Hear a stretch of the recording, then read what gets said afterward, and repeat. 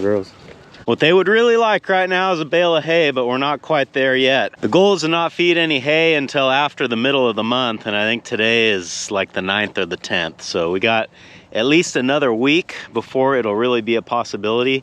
But ideally, I'd like to make it to the end of the month. I've got 11 days of paddocks to move them through still before they start the process over again. And when that time comes, we'll evaluate what's out here and see if they need a little supplementation. It's been about 4 days since I poured these slabs here, so I figure I can pull the plastic off of them now. And then I would like to try to remove these inner forms so that when I'm able to, I can pour this final slab here. And once that's done, I want to try to get a little bit more work done on the New Holland's hydraulics. I would like to get that tractor functional again. And I'd like to get the bale unroller hooked up to it as well and just make sure that everything is going to work. But I think the main goal for today is getting this hay raked. I went out and checked it yesterday evening, and everything actually felt like it was getting really close to cured and ready to bale. I was kind of wondering whether or not I would be able to get this baled, and it looks like I can, but I'm gonna need to get it raked today. So as always, I've got a full day ahead of me, need to get started. That's what's going on today on Farmertylerranch.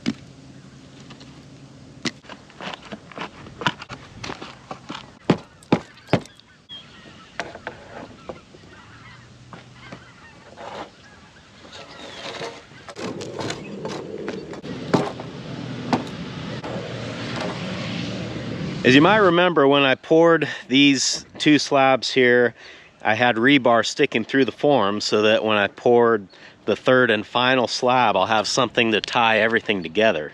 And I've never run rebar through a form like that, and I wasn't really sure how well this was gonna work. In fact, I was I was fully prepared to cut these forms off if that's what I ended up having to do. But surprisingly, they actually pulled off of there pretty easily. And I'm gonna credit that to two different things. The first thing is that the holes that I had drilled in the form were slightly bigger than the rebar. The rebar's 3/8 and the holes were 1/2 inch. So there's a little bit of wiggle room there. And then also I put diesel on the inside of that form to make it to where it wouldn't adhere to the concrete quite so bad. Bree's dad suggested I do that. That was an old contractor trick that he knew, and it worked pretty good. I think the biggest thing that had those boards bound up was just because they were sandwiched in between the form and the old slab. It wasn't really the rebar or the concrete holding them on there. So anyway, if you ever find yourself pouring a slab in multiple pours like what I'm doing here, that's a way you can do it.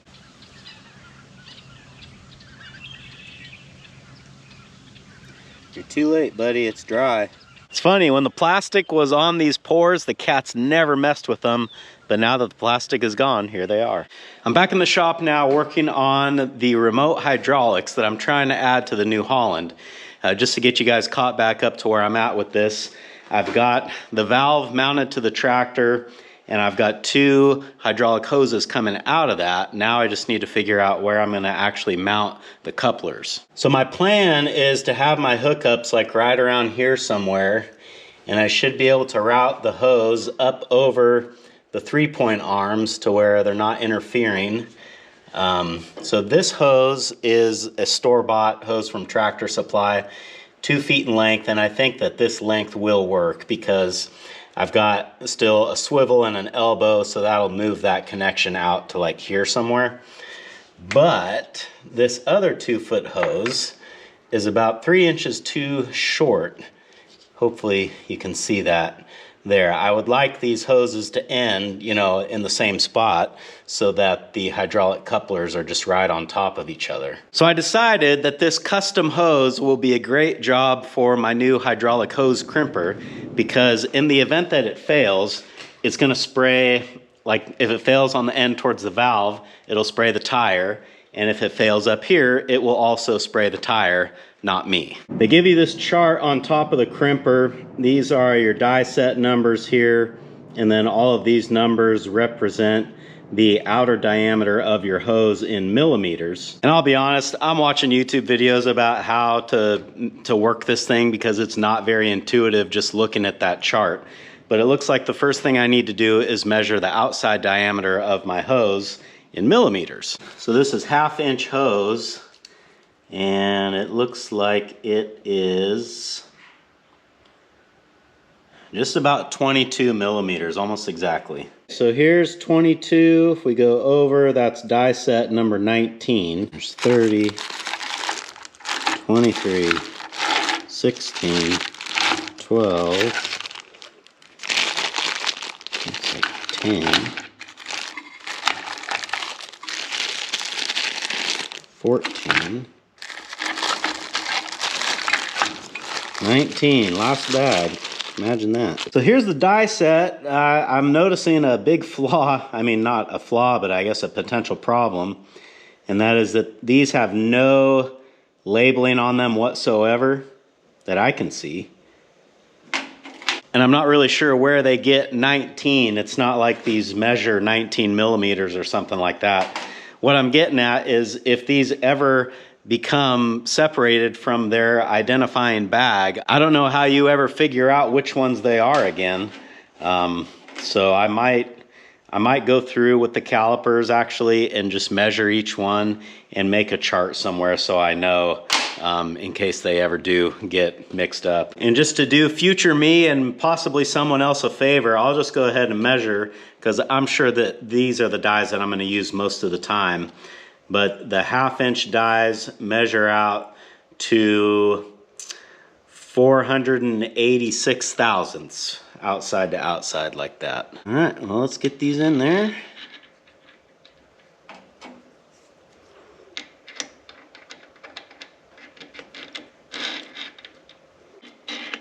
They're calling this a 24-inch hose, but I'm not sure if that's probably from the end of the fitting to the end of the fitting, is my guess.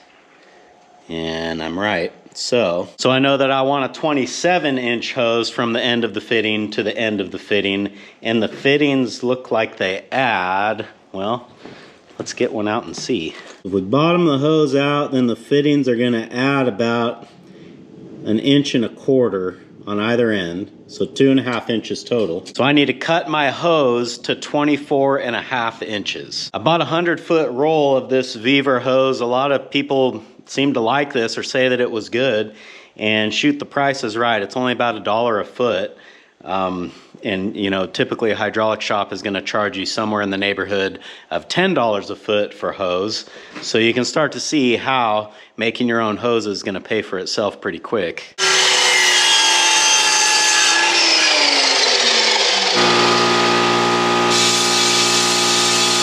So we got our crimp-on fitting. I'll just go ahead and slide her on there. I've got the fitting in the crimper now, and I've got this sort of rolled radius right up to the edge of the dies themselves. I think that's about where I want it. Now, to use the hand pump, which everybody says to get rid of the hand pump and do an air over hydraulic foot pedal, which is probably what I'll end up doing, but you know, we'll see. I'm probably not going to make hoses that often. It might not be worth the money to make that upgrade, but you know, we'll see how painful this is. So the only thing left to do now is to put this knob here down by the crank on ventilation, and then close that dial down at the back and start pumping away. Now they give you what they're calling a micrometer here, and that's how the manual instructs you to figure out how far to crimp it. But every video that I have watched, they're just taking the pressure on the pressure gauge here to 4,000 psi, and that seems a lot more reliable and repeatable. So I think that's what I'm gonna do. I'll check one more time, make sure my hose is bottomed out, and we'll start pumping away.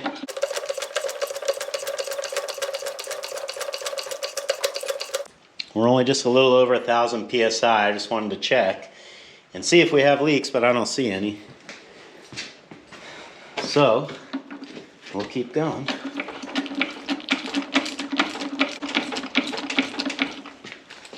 (2,000 psi). Get one more half a pump here. I'm just watching the gauge. It'll go up a little over 4,000 and then it starts to fall. Now it's holding pretty steady at 4,000. Just do that.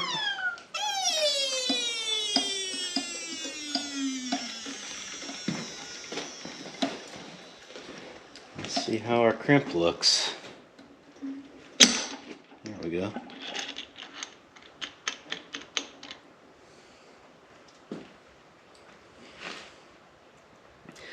It looks pretty good to me. Well, I don't know how much looks can tell you about a crimp, but that looks perfectly fine. I mean, it doesn't look that different than the store-bought crimp, so I guess the real test is when we put it on the tractor and actually apply pressure to it. But I feel pretty good about that. Honestly, it wasn't terrible doing it by hand. It didn't take that long, and it's not like it's hard to run the pump. You just got to do it for a while. So yeah, I don't know if I'll do the foot pedal upgrade. I may if I end up making a bunch of these, but for now I'm pretty happy with it just like this.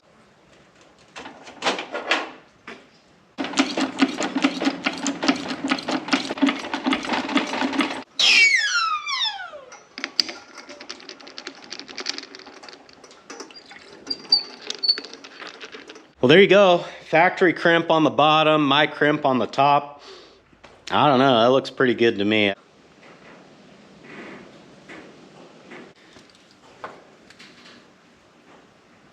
Yeah, let's see how the lengths look now.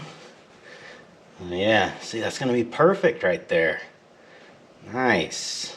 Now, I don't have current pricing on getting a hydraulic hose made on every shop local to me, and you know, even if I did, it probably wouldn't apply to where you live. But I will tell you this, the last hose I had made, and this was prior to 2020 when things were a little cheaper, but it was an 18-inch hose. I think it was 1-inch hose, so it was a little bit bigger, but it cost me $80 to have that made. To make this hose here in my shop, if we're not counting the price of the crimper, I've got about $2 worth of hose and then 2 fittings that I think came out to be about $4 a piece. I got a bulk package of them, but I think that's what it boiled down to per fitting. So in total, this hose cost me $10 and about, I don't know, I could probably make one in 5 minutes or maybe less if I was just really hoofing it. So not only a huge money savings, but a huge time saving as well, because for me, you know, the nearest hydraulic shop is at least 30 minutes, probably closer to 45 minutes away. So you figure another hour and a half in travel time plus sitting there waiting for them to do it. Yeah, this is a no-brainer.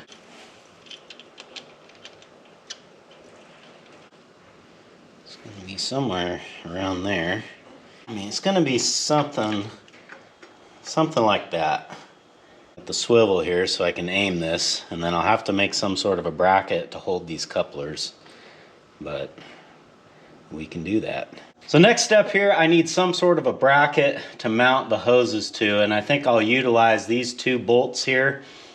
They don't, you know, they're not like really important, I guess, or they don't appear to be, so they'll be good for this, and they're right where I need them to be, so that's what we're gonna do. These are pretty short, but if we ditch the lock washer, which everybody says lock washers don't do anything anyway, then I think this will be fine.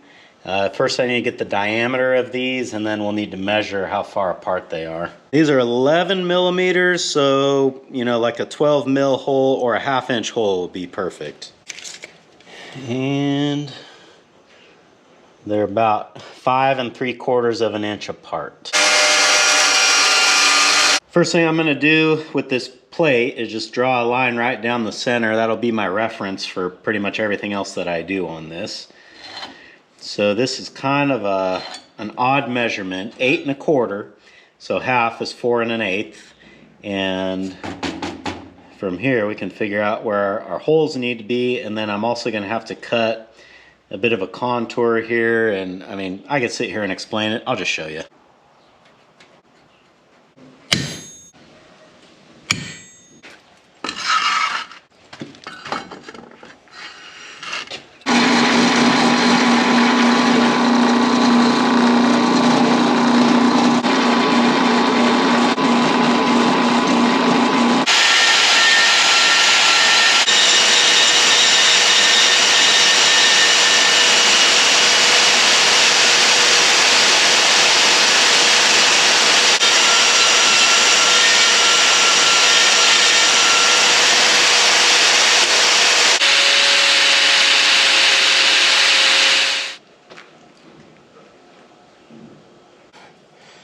right there.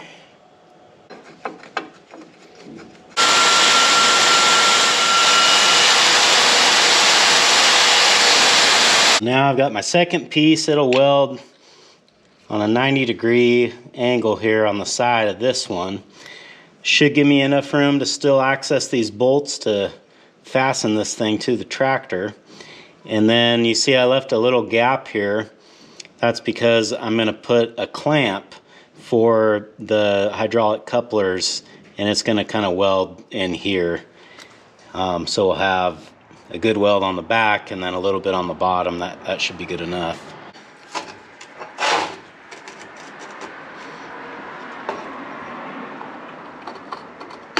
It's gonna be something like that.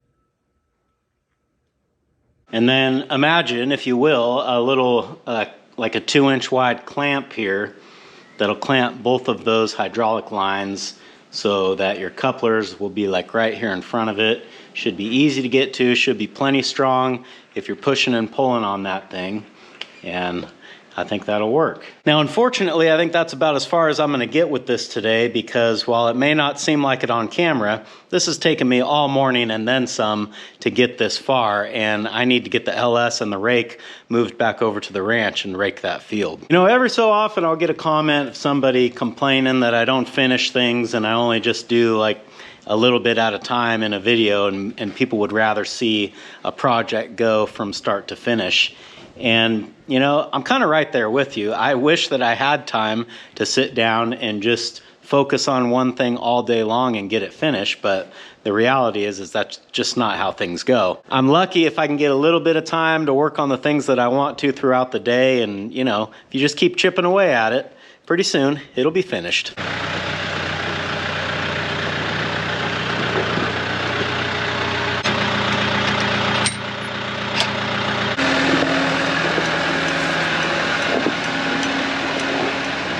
Now normally this is probably not the tractor that I would choose to use to rake hay, just because it's like way overkill, you know. The tractor is way bigger than it needs to be to do this job, but I didn't really want to put the New Holland back together just to have to take it apart again to finish what I'm doing on it. And you know, if I'm being honest, it's kind of nice to rake hay with the cab.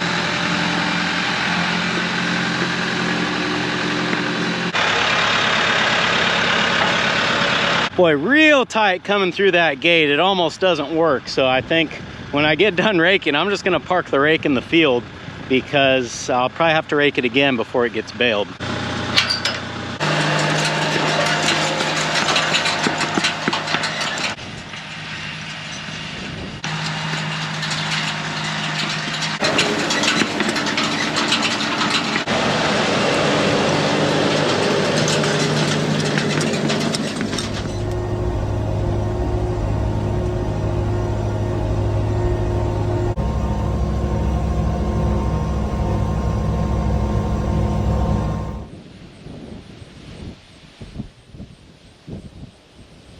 Well, after raking this field, man, I'll tell you, I think there's more here than I thought there was.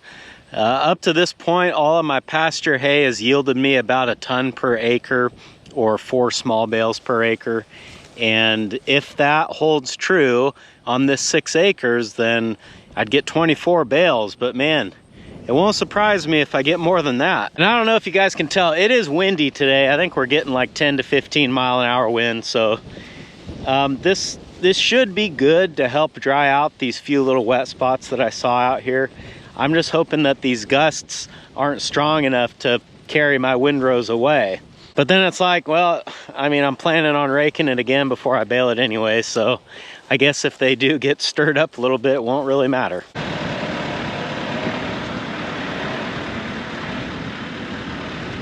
I think before I call it a day, I would like to try to at least get started on the clamp that's going to hold the couplers, and maybe get to the point where, you know, everything is just ready to weld, but all the pieces are made. So my plan is to take this 1/2 by 2 inch piece of flat bar and drill 2 holes with the mag drill that are big enough to fit around those couplers. And then I'll slice this thing in half, drill holes across where bolts can then pinch the 2 halves on the couplers. If it all works the way that I'm hoping it does, then I'll weld half of the clamp to this piece that I made a little bit earlier, and then the other half will sandwich those couplers in there, and it'll all bolt together, and it should be nice and strong if it works right. The hardest part, or the easiest part to mess up, I think, is drilling a straight 1/4 inch hole long ways through this 1/2 inch flat bar. Maybe we'll try to do that part first because it will be the hardest. And then that way, if we screw up, at least we haven't done anything else yet. I think I'm ready to try a pilot hole. I'm gonna drill this all the way through, and it's gotta come out like right in the middle, basically. It has to. So that's what we're gonna try.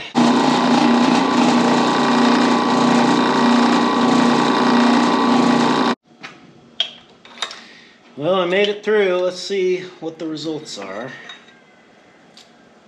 Oh yeah, that's not bad at all. That looks pretty well centered. It might have walked a little bit, but not much. I can live with that. Well, these holes are not perfect, but they are close enough. They are definitely good enough to work. And this was the part of this project that I was really kind of dreading the most. You know, this drill press, it's a lot better than the one that I had before, but there's still flex in the table. When you push down hard, you know, things get a little bit wacky, I guess you could say. And it doesn't always drill the straightest, especially on a long hole like that. So the fact that this, you know, came out where it did, I'm actually pretty happy with it. But it's getting late. I think I'm gonna call it here for now. In the next video on this project, I see no reason why we shouldn't be able to get these hose couplers permanently mounted up here, get this bracket all welded together and get that finished up. And then the last step for this project is just gonna be making the handle. And I'm not exactly sure when that's gonna be, because, you know, I've got hay to bale, concrete to pour, and, you know, a multitude of other things. But sooner or later, it's all gonna get done. Thanks for hanging out with me today, guys, and I hope I'll see you again on Farmer Tyler Ranch.